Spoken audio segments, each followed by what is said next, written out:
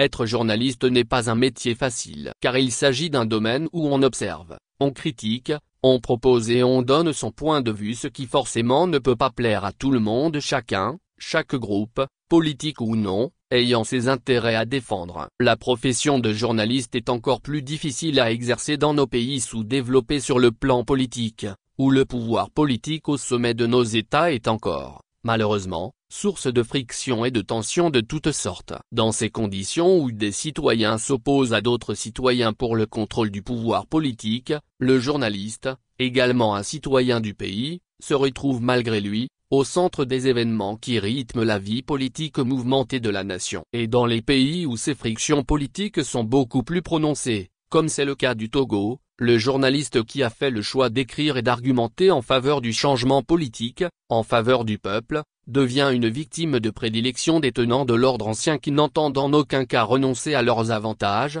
pour la plupart indus.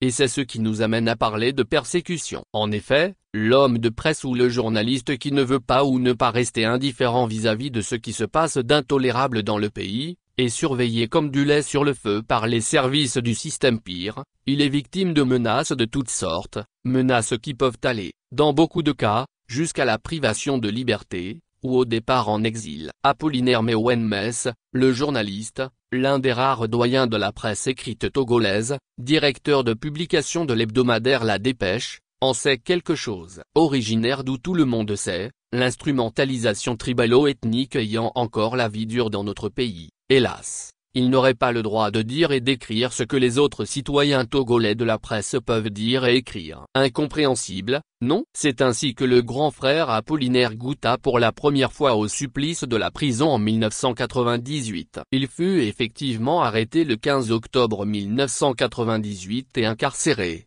pour ne retrouver la liberté que le 03 décembre de la même année. Rebelote en 2024. Toujours pour délit de presse, le doyen Meouenmès connut une privation de liberté qui s'était traduite en garde à vue du 26 mars au 9 avril 2024. Son journal, La Dépêche, fut interdit de parution pour 3 mois. En d'autres termes, il écopa d'une suspension allant du mois de mars à mai 2024. Il reste jusqu'à ce jour sous contrôle judiciaire, synonyme de beaucoup de restrictions pour sa liberté. C'est pourquoi nous restons prudents, en évitant d'aller au fond des choses, pour ne pas réveiller le chat qui dort. Aujourd'hui, nous sommes début juin 2024 et la traversée du désert pour le journaliste a pris fin en partie. Journaliste de formation, affichant un âge respectable, Apollinaire Meouenmès reprend sa plume, là où, contraint par plus fort que lui, il l'avait suspendu un jour de mars 2024. La Dépêche reprend ses droits pour le plus grand bonheur de ses lecteurs. L'hebdomadaire reprend sa place dans le paysage médiatique togolais pour informer, former,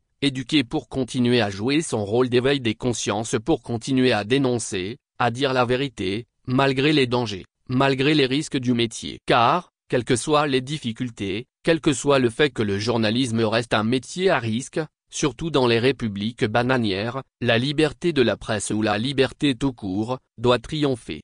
Samari Tchadjobo.